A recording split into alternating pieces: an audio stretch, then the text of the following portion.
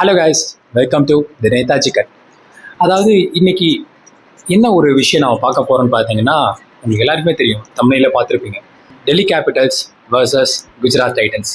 இந்த மேட்ச்சில் வந்து ரிவ்யூ பண்ணலாம் அப்படின்னு எனக்கு தோணுச்சு. பட் அதை நல்லா டீப்பாக யோசிக்கும் போது இது ஏன் ரிவ்யூ பண்ணணும், இதில் வந்து எவ்வளோ பெரிய அனலைசிஸ் இருக்குது. So let's talk about that அப்படின்னு சொல்லிட்டு எனக்கு தோணுச்சு. ஸோ ஃப்ரம் த பிகினிங் நம்ம பார்க்கலாம். அதாவது இது ரொம்ப சின்ன வீடியோவாக இருக்கும், ஒரு 8 நிமிஷத்துக்குள்ள முடிச்சல இந்த அனலைசிஸ். ஆனால் இது வந்து கேட்க ரொம்ப இன்ட்ரெஸ்டிங்காக இருக்கும். ஸோ எந்த டீம் டாஸ் வின் பண்ணாலும் சேசிங் தான் எடுக்கும், அது நமக்கு சர்ப்ரைஸே இல்லை. So Delhi Capitals toss win பண்ணாங்க, குஜராத் டைட்டன்ஸ் பேட்டிங் வந்தாங்க.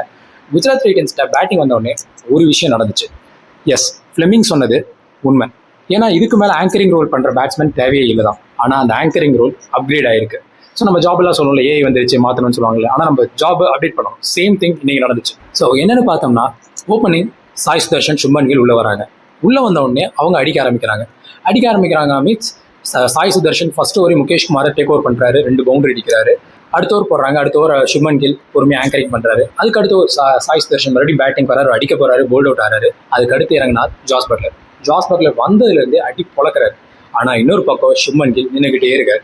ஆனால் இதுக்கு என்ன நார்மல் தானே, ஆங்கரிங் எப்பவுமே எல்லாரும் பண்ணுறது தானேன்னு கேட்டிங்கன்னா, அங்கே தான் ஒரு ட்விஸ்ட் இருக்குது. அதாவது எந்தெந்த பவுலர்லாம் புது பவுலராக பிச்சுக்குள்ளே வராங்களோ அந்த பவுலரை ஃபஸ்ட்டு டேக் ஆன் பண்ண போகிறது சுப்மன் கில் தான். பிகாஸ் அதுவும் சும்மா இல்லை, ஒரு நல்ல கிளியரான ஒரு ஷாட்டு. அண்ட் பிகாஸ் அவர் ஒரு ப்ராப்பரான கிரிக்கெட்டிங் ஷாட் ஆடக்கூடிய ஒரு பிளேயர். ஸோ அந்த மாதிரி டேக் ஆன் பண்ணிக்கிட்டே இருக்காரு. இப்படி டேக் ஆன் பண்ணும்போது அந்த பவுலருக்கு ஆட்டோமேட்டிக்காக ரிதம் கொலாப்ஸ் ஆகும். நான் ஸ்ட்ரைக்கில் இருக்க அட்டாக்கிங் பேட்ஸ்மேன் ஸ்ட்ரைக்குக்கு வருவார், அவரு கொலக்காரன் ஆகிப்பார். ஸோ இதை நீங்கள் பார்த்தீங்கன்னா இந்த மேட்ச் ஃபுல்லாக ஒரு பேட்டர்னாக இருக்கும். இது மிஸ் ஆகிருக்குன்னு ஒரு சுச்சுவேஷன் இருந்துச்சுன்னா அந்த பவுலர் ஒரு பேட் பாலை பவுல் பண்ணியிருப்பார். அந்த மாதிரி நடந்த விஷயம் தான் விப்ராஜ் நிக்கம் டேக் ஆன் பண்ணது. அண்ட் விப்ராஜ் நிக்கம் டார்கெட்லேயே இருந்திருப்பாரு, நான் இல்லைன்னு சொல்லலை. அண்ட் அதே மாதிரி அசோக் சர்மாவை டேக் ஆன் பண்ணதுமே அந்த மாதிரி தான் இருக்கும். And then Axar Patel take on பண்ணதுமே அப்படி தான் இருக்கும். ஏன்னா அக்சர் பட்டேல் டேக் ஆன் பண்ணது சுப்மன் கில். அண்ட் தென் அந்த ஸ்ட்ரைக்கை வந்து ஜாஸ் பட்லருக்கு மாற்றி கொடுப்பாரு.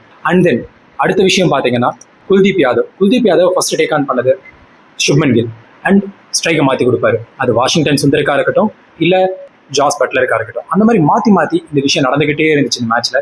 அந்த விஷயம் ரொம்ப அழகாக இருந்துச்சு. அண்ட் எனக்கு இது வந்தது எங்க இருந்துன்னு பார்த்தீங்கன்னா, மேத்யூ ஹேடன் அவங்க பேட்டிங் கோச். அப்படிங்கும் போது இப்படி ஒரு ஸ்ட்ராட்டஜி இது மேபி இதுக்கு முன்னாடி வேற ஏதாவது டீம் யூஸ் பண்ணிருக்கலாம், எனக்கு தெரியல. ஆனால் ஐபிஎல்ல இதை நான் ஃபர்ஸ்ட் டைம் பார்த்தேன். இட் லுக்ஸ் சோ குட் ஆக்சுவலா. அண்ட் இன்னொரு விஷயம் பார்த்தீங்கன்னா, டெல்லி கேபிட்டல்ஸ் பவுலிங் எப்படின்னு பார்த்தீங்கன்னா, அவங்க their bowling to their full strength. அதாவது எனக்கு இதுதான் வரும் அப்படின்னா நான் கவலையே பட போறதில்ல, அந்த ஃபுல் ஸ்ட்ரென்த்தை நான் ரிப்பீட் பண்ண போறேன். பேட்ஸ்மேன் தான் அந்த ரிதமை மாற்றி அதை கலைச்சி விட்டு அவங்களோட பிளானை மாற்ற வச்சாரு. Who is called Shubman Gill. And இந்த மாதிரி நடக்கும்போது லுங்கிசன் இங்கிடியோட ஒரு பேட்டர்ன் நமக்கு தெரிஞ்சது. பிகாஸ் இதை ஏன் சொல்றேன்னா, நெக்ஸ்ட் மேட்ச் நமக்கு சென்னை சூப்பர் கிங்ஸ்க்கு அகைன்ஸ்டா டெல்லி கேபிட்டல்ஸ் ஆட போறாங்க. இங்கிடியோட அப்படி என்ன ஸ்ட்ராட்டஜி இருக்கு அப்படின்னு பாத்தீங்கன்னா, அவரோட பெரிய பிளஸ் ஸ்லோவர் பால்ஸ் பிராவோ கிட்ட இருந்து கத்துக்கிட்டேன்னு சொல்லியிருப்பாரு, அது எல்லாருக்குமே தெரியும். ஆனா அந்த ஸ்லோவர் பால்ஸை அவர் போடுறது எல்லாமே ஃபுல்லர்ல இருந்து டெலிவரி ஆரல்ஸ் டாஸ் பாலா மட்டும்தான் போறாரு. இதை தாண்டி வேற எந்த பால் அப்படி போறாருன்னு பார்த்தோன்னா, ஸ்லாப்ல ஒரு டிப்பிங் பால் போடுவாரு. அந்த பால் தான். பிகாஸ் எந்த பேட்ஸ்மேன் ஃப்ரண்ட் ஃபுட் ஆடுறதுக்கு வெயிட் பண்ணிட்டு இருக்காரோ அந்த பேட்ஸ்மேனுக்கு ஸ்லாட்ல ஸ்லோவராக ஒரு டிப்பிங் பால் போடுவாங்க. அது ஒரு ஸ்பீட் ட்ராப். பிகாஸ் எனக்கு எடுத்த ஒரு ஸ்லாட்ல இருக்கு, அண்டர் த பால் போய் நான் அடிக்க போகும்போது கொடை கிளம்பி அவுட் ஆகும். ஸோ இது அவர் ஸ்ட்ராட்டஜியா ஃபாலோ பண்றாரு. And at the same time இன்னொரு சைடு நீங்க யோசிச்சு பார்த்தீங்கன்னா, ஸ்லோவர் பால் வந்து ஃபுல்லர் லென்த்ல போடும்போது எந்த பேட்ஸ்மேனுமே ஃபுல்லர் லென்த் டெலிவரி ஓகேன்னு சொல்லி தூக்கி அடிக்க பார்ப்பாங்க.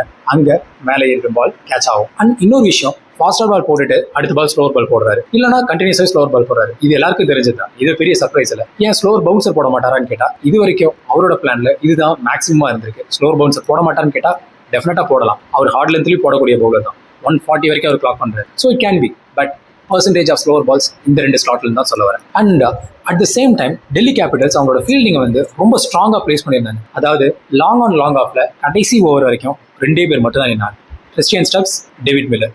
ஸோ அந்த பிளேஸ் அவங்க ரொம்ப இம்பார்ட்டண்ட்டாக பார்த்துக்கிட்டாங்க. Best fielders of their team அங்கே பிளேஸ் பண்ணாங்க. அண்ட் இந்த மேட்ச் இப்படியே போய்கிட்டு இருந்துச்சு. ப்ராப்பராக அந்த டீமும் இந்த ஸ்ட்ராட்டஜி ஒர்க் ஆகுது, அந்த டீமும் ப்ராப்பராக போயிட்டே இருந்துச்சு. முடிச்சதுக்கு அப்புறம் நம்ம பார்த்தோம்னா டெல்லி கேபிட்டல்ஸோட பேட்டிங் ஸ்டார்ட் ஆச்சு. டெல்லி கேபிட்டல்ஸோட பேட்டிங் சேம், நான் முன்ன சொன்ன மாதிரியே தான். எல்லாருமே பேசிக்ஸை ப்ராப்பராக ஃபாலோ பண்ணாங்க. அண்ட் அவங்க ஸ்ட்ரென்த்துக்கு ப்ராப்பராக விளையாண்டாங்க. ஸோ இங்கே விளையாடும் போது ஒரு விஷயத்தை நம்ம நோட்டீஸ் பண்ணோம்னா, ஃபர்ஸ்ட் பவர் பிளேல அவங்க ஆன எல்லா ஷாட்ஸுமே பி ஷேப்ல மட்டும்தான் இருக்கும். அதை தாண்டி ஸ்லாட்ல, அதாவது இந்த ஸ்லாட்ல போட்டால் என்னால் அடிக்க முடியுங்கிற ஒரு பேட் பால் அண்ட் நான் கான்ஃபிடன்ஸாக இருக்க ஒரு ஷாட்டை மட்டும்தான் அவங்க சூஸ் பண்ணியிருப்பாங்க. கேஎல் ராகுல் ஃபிளிக் ஆனது சரி, பத்தும் நிசங்கா லெக் சைடில் தூக்கி அடிச்சது சரி, ரெண்டுமே அந்த மாதிரி தான் இருக்கும். அது ஒரு பால் மட்டும் அடிக்கல, 2-3 பால் அடிச்சாங்க. And along with that toss balls இருந்துச்சுன்னா அவங்க இஷ்டத்துக்கு கிரவுண்டில் பவுண்டரிஸ் தான் அடிச்சாங்க. யாருமே சிக்ஸ் அடிச்சு ட்ரை பண்ணவே இல்லை. பிகாஸ் அவங்க ப்ரீவியஸாக இருந்த 2 மேட்ச்லையுமே இயர்லி விக்கெட்ஸ் விழுந்துச்சு. அதனால இந்த மேட்ச்ல அவங்க சிக்ஸஸ் அதிகம் போகல, பவுண்டரிஸ் தான் அதிகம் போனாங்க. ஆனால் அட் தி சேம் டைம் அது ஒரு பேக் ஃபயரும் ஆச்சு. ஏன் அப்படின்னு யோசிச்சோம்னா, இது வரைக்கும் நடந்த ஐபிஎல் மேட்சஸ் எல்லாத்துலையுமே எந்த டீம் அதிகம் சிக்ஸ் அடிக்குதோ அந்த டீம் தான் வின் பண்ணுச்சு. இன்னைக்குமே அதுதான். இன்ஃபேக்ட் டெல்லி கேபிட்டல்ஸ் இன்னைக்கு 23 பவுண்டரிஸ் அடிச்சாங்க, 4 மட்டுமே. ஸ்டில் அவங்க தோத்துட்டாங்க. அண்ட் அடுத்த விஷயம் என்னன்னா, இந்த மாதிரி ஒரு பக்கம் வந்து அடிச்சுக்கிட்டு இருக்காங்க. ஐ மீன் யார் இறங்கினாலுமே சரி, ப்ராப்பராக கிரிக்கெட்டிங் ஷாட்ஸ் ஆடணுங்கிறது தான் basic. And then play to your strength. அதுக்கு அடுத்து கிளென் பிலிப்ஸ் ஒரு விஷயம் நான் நோட்டீஸ் பண்ணேன். என்னன்னா, நான் எப்பவுமே நினைப்பேன், கிளென் பிலிப்ஸ் வந்து நான் பார்க்குற மேட்ச் எல்லாமே போய் டைவ் அடிப்பாரு, கேட்ச் விட்டுருவாரு. இந்த மனுஷன் டைவ் அடிச்சு கேட்ச் விடுறாரு, ஆனால் பயங்கரமான பில்டப்பா இருக்கு எல்லாரும் சொல்றதை பார்க்கும்போது அப்படின்னு நான் நினைச்சிருக்கேன். ஆனால் ஒரு விஷயம் இன்னைக்கு நடந்துச்சு. பவுண்டரி லைன்ல போய் ஒரு கேட்ச் டைவ் எடுத்து விட்டுருவாரு. ஆனால் இது ஏன் இவ்வளவு பில்டப் கொடுக்குறாங்கன்னு நான் யோசிச்சு பார்த்தா, வேற ஏதாவது ஒரு பிளேயர் அவர் இடத்துல நின்று இருந்தாங்கன்னா அந்த கேட்ச் கிட்ட கூட அவங்க போயிருக்க மாட்டாங்க. பிகாஸ் அது கேட்சே கிடையாது, பவுண்டரி போயிருக்கும். அவர் 30 yard சர்க்கிள்ல இருந்து ஓடி வந்து அங்க டைவ் எடுப்பார். ஸோ அந்த மனுஷர் இருந்தனால தான் அது மிஸ்டு கேட்சா நம்ம கண்ணுக்கு தெரியுது. இதே வேற யார் இருந்தாலுமே அது ஒரு பவுண்டரி. அதுக்கு அடுத்து இந்த மேட்ச்ல எஸ்பெஷலி குஜராத் டைட்டன்ஸ்க்கு என்ன காப்பாத்துச்சு அப்படின்னு பார்த்தோம்னா ஃபீல்டிங் தான். பிகாஸ் நீங்க பவர் பிளேல இந்த 2 டீமோட ஸ்கோர் நம்ம ஈக்குவலைஸ் பண்ணி பார்த்தோம்னா பெரிய டிஃபரன்ஸ் இருக்காது. மிடில் ஓவர்ஸ்லையும் பெரிய டிஃபரன்ஸ் இருக்காது, டெத்லையும் பெரிய டிஃபரன்ஸ் இருக்காது. ஸோ அப்புறம் என்ன டிஃபரன்ஸ் மேக் பண்ணுச்சுன்னு பார்த்தா குஜராத் டைட்டன்ஸோட ஃபீல்டிங். எஸ்பெஷலி 2 ரன் அவுட், அதாவது சாய் சுதர்ஷன் கிறிஸ்டியன் ஸ்டப்ஸ் எடுத்த ஒரு run out, and then last பால்ல ஜாஸ் பட்லர் எடுத்த ஒரு ரன் அவுட். ஒரு பாலுக்கு 2 ரன் அடிக்கணும்னு இருக்கும், அங்க ஒரு ரன் அவுட் எடுப்பார் ஜாஸ் பட்லர். அது அந்த மேட்சை மாத்துச்சு. பிகாஸ் அதுதான் லாஸ்ட் பாலும் கூட. இந்த மாதிரி இருக்கும்போது ஃபீல்டிங், சின்ன ஃபீல்டிங் சேஞ்சஸ் கூட அந்த டீம்ல ஹெல்ப் பண்ணுச்சு. அண்ட் இதெல்லாம் தாண்டி ஒரு பெரிய மேட்சப், அது இன்னைக்கு ஒர்க்கும் ஆச்சு. அந்த மேட்சப்னால இன்னைக்கு ஒரு ஆள் ஃபார்முக்கு வந்தாரு. அது இல்லாமல் இந்த மேட்சா பார்த்தோம்னா மொத்தம் 3 பேர் இன்னைக்கு ஃபார்முக்கு வந்தாங்க. அது நான் சொல்றேன். ஃபர்ஸ்ட் ஆள் ரஷீத் கான். என்னன்னா, அவரு சமீர் ரிஸ்வியை ஃபர்ஸ்ட் பாலே டக் அவுட் எடுப்பாரு. நமக்கு எல்லாருக்குமே தெரியும், ஃபர்ஸ்ட் பால் சமீர் ரிஸ்வி ஆனது ஐபிஎல்ல சிஎஸ்கேக்காக ஆனாரு against Gujarat Titans. First ball யார் அடிச்சாருன்னா ரஷீத் கான் அடிச்சாரு, அதுவும் 6. அந்த மாதிரி அடிச்ச ஒரு ஆளு இன்னைக்கு ஃபர்ஸ்ட் பாலே ரஷீத் கான் சமீர் ரிஸ்வியை போல்ட் எடுப்பார்.